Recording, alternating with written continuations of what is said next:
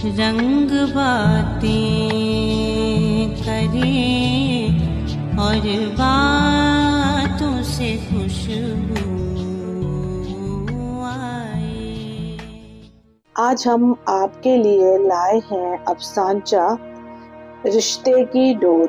देख लो साइमा बेटी, बिल्कुल तुम लोगों के बराबर का रिश्ता लाई।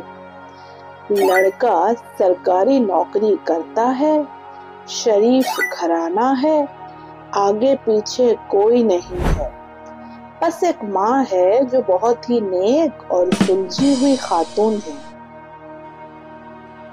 मुशाता साइमा की छोटी बहन लाइबा के लिए लाए हुए रिश्ते दिखाते हुए बोली,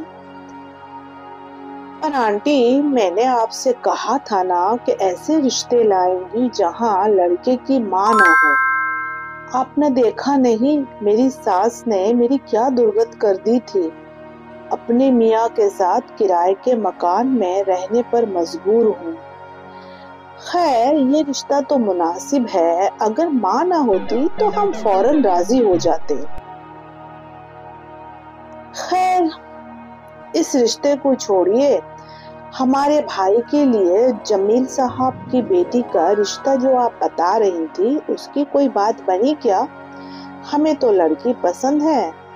साइमा बड़े प्यार से बोली।